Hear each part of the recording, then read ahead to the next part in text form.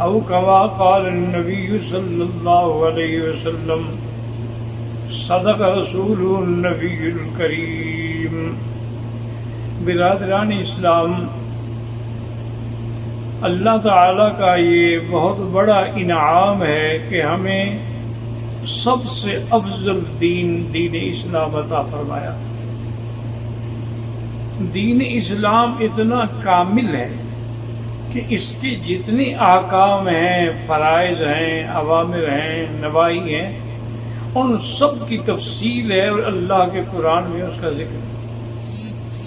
اور اگر بعض چیزوں کا اجمال ہے تو اس کی تفصیل جو ہے وہ سرکار دو عالم صلی اللہ علیہ وسلم کی زبان مبارک سے۔ یہ ایسا نہیں ہے جیسے کہ ہمارے یہاں ہندو بھی روزے رکھتے ہیں، جوگی بھی روزے رکھتے ہیں، سادھو بھی روزے رکھتے ہیں، بدھ مت بھی روزے رکھتے ہیں، یہودی بھی روزے رکھتے ہیں، عیسائی بھی روزے رکھتے ہیں، لیکن ان کے پاس بھی دلیل نہیں ہوتی۔ یہ نعمت صرف ہمیں ملی ہے کہ اگر اللہ نے ہمیں حج کا حکم دیا تو قرآن میں دلیل ہے کہ للہ علی الناس حج البیت من استطاع الیہ سبیلا۔ اسی طرح دلیل ہے کہ وَأَذِّن فِي النَّاسِ بِالْحَجِّ يَأْتُوكَ رِجَالًا وَعَلَىٰ كُلِّ ضَامِرٍ مِّن كُلِّ فَجٍّ عَمِيقٍ۔ اگر اللہ نے طواف کا مسئلہ ہے تو طواف کے لیے بھی قرآن میں حکم ہے کہ وَلْيَطَّوَّفُوا بِالْبَيْتِ الْعَتِيقِ وَإِذْ بَوَّأْنَا لِإِبْرَاهِيمَ مَكَانَ الْبَيْتِ أَلَّا تُشْرِكْ بِي شَيْئًا۔ اگر ہم صفا مروہ دوڑتے ہیں تو قرآن میں دلیل ہے کہ ان الصفا والمروہ من شعائر اللہ فمن حج البیت او اعتمر فلا جناح علیہ ان یطوف بہما۔ اور اگر ہم عرفات جاتے ہیں تو قرآن میں دلیل ہے کہ لا جناح علیکم ان تبتغوا فضلا من ربکم فاذا افضتم من عرفات۔ اگر ہم مزدلفہ آتے ہیں تو قرآن میں حکم ہے کہ واذکروا اللہ عند المشعر الحرام۔ اگر اس کے بعد ہم مینا آتے ہیں، مزدلفہ آتے ہیں، تو اس کے لیے بھی قرآن کا حکم ہے کہ اللہ نے قسمیں کھائی ہیں کہ والفجر وليال عشر والشفع والوتر۔ اسی طرح اللہ نے فرمایا ومن تعجل فی یومین فلا اثم علیہ ومن تأخر فلا اثم علیہ لمن اتقى۔ تو اسی لیے آپ روزے کو دیکھ لیں کہ اگر روزے کے بارے میں آپ کو دیکھیں گے تو قرآن میں پہلا حکم تو یہ آیا کہ اللہ نے آپ کو روزہ فرض کیا۔ اب روزے فرض ہوئے ایک مہینے کے لیے، اب ہمیں نہیں پتا کہ بھئی وہ ایک مہینہ کون سا ہے، تو اللہ نے اس کا باقاعدہ نام لیا شہر رمضان الذی انزل فیہ القرآن ھدی للناس وبینات من الہدی والفرقان۔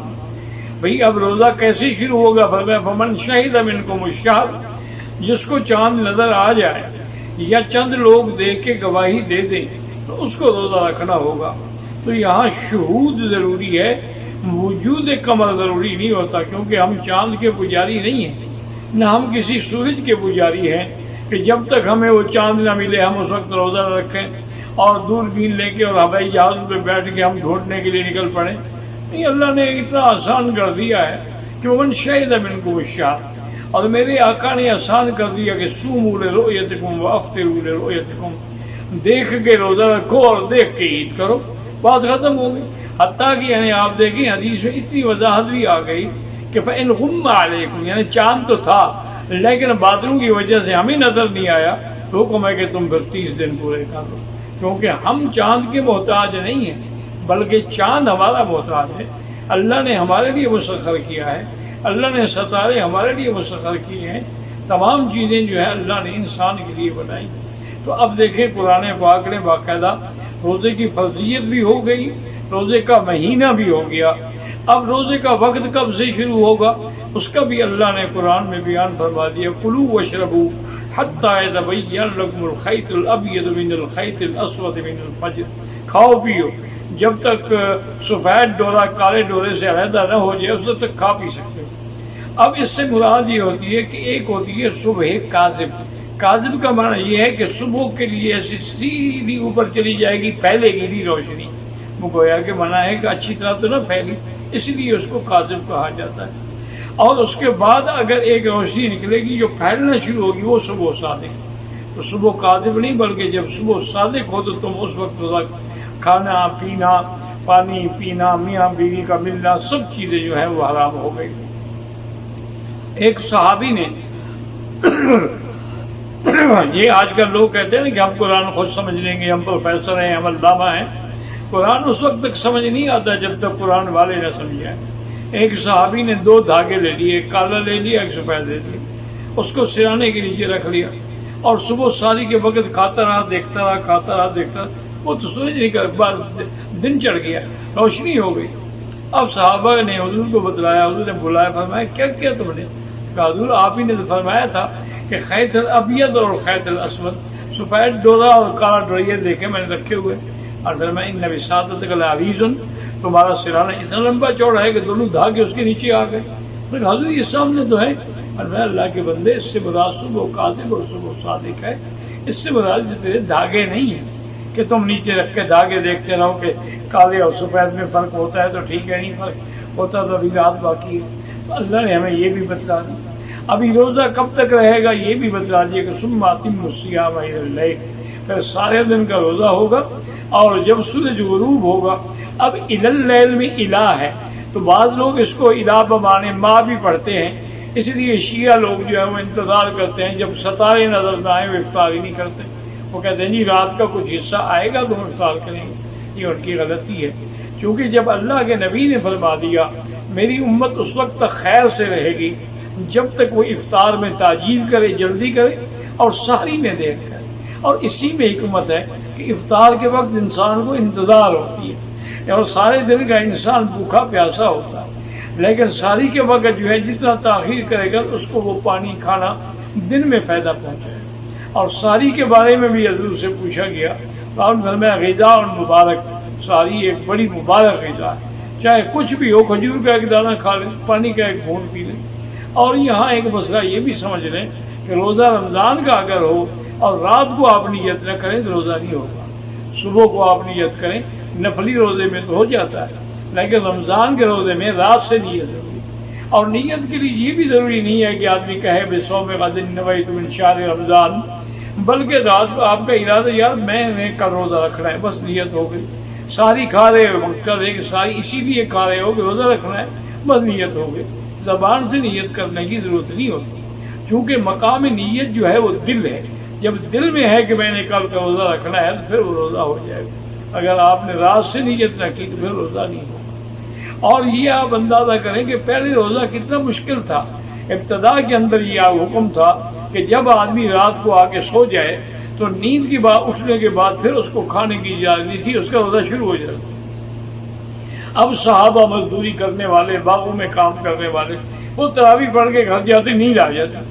اب نیند آ جاتی تو اس کے گھر والے ارمان کرتے رہتے کہ افسوس ہے کہ بیچارہ اب تو کچھ بھی نہیں کھا سکے، آج بھی نہ کھایا، اور جب نیند کھلے گی اس وقت سے روزہ شروع ہو جائے۔ تو امت پر یہ بات جو تھی بہت بڑی گہری گزری۔ اور اسی طریقے سے حکم تھا کہ جیسے دن میں روزے کے عالم میں میاں بیوی جماع نہیں کر سکتے، رات کو بھی نہیں کر سکتے۔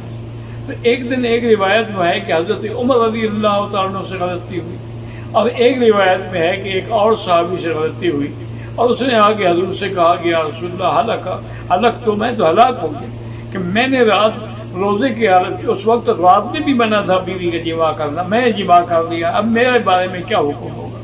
اس کے بعد پھر اللہ نے رعایت کر دی اپنے بندوں پر کہ حل لکم النساء لیلۃ النساء الرفث فی احل لکم الرفث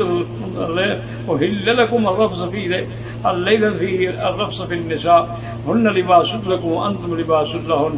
اللہ نے فرمایا عورتیں تمہارے لیے حلال ہیں، وہ تمہارا پردہ ہے تم ان کا پردہ ہو۔ تو اب آدمی رات میں اگر میاں بیوی ملتے ہیں تو اسے کوئی حرج نہیں، بلکہ حتیٰ کہ سحری کے وقت میں ملتے ہیں اس میں بھی کوئی منع ہے۔ حتیٰ کہ علماء نے لکھا ہے کہ اگر سحری کھانے کے بعد مل رہے تھے سحری کے وقت میں، اب اتنا وقت نہیں رہ گیا کہ وہ غسل کر سکے، پر میں کہ ٹھیک ہے ہاتھ منہ دھو کھانا کھا لیں، سحری کر دیں، غسل بعد میں کر دیں۔ تو اس وقت تک اللہ پاک نے اپنے بندوں پہ رحمت فرما دی اور اجازت دے دی۔ تو روزے کے ہر حکم جو ہے اس کے اندر موجود ہے۔ انشاءاللہ زندگی رہی تو لیلۃ القدر اور تراویح پر بھی بیان ہوگا۔ اللہ تبارک و تعالی آپ سب کے روزے، قیام، سیام قبول فرمائیں، اور من صام رمضان ایمانا و احتسابا غفر له ما تقدم من ذنبه۔ اللہ ہمیں ان لوگوں میں شمار کر لیں جن کے گناہ بخشے جاتے ہیں جن پر رحمتوں کے دریا بہائے جاتے ہیں، یا اللہ اس رحمت کے مہینے سے پورے عالم پہ رحمت فرما کے اس عذاب کو رفع فرما دے۔ یا اللہ اپنے بندوں کو قید سے چھڑا دے۔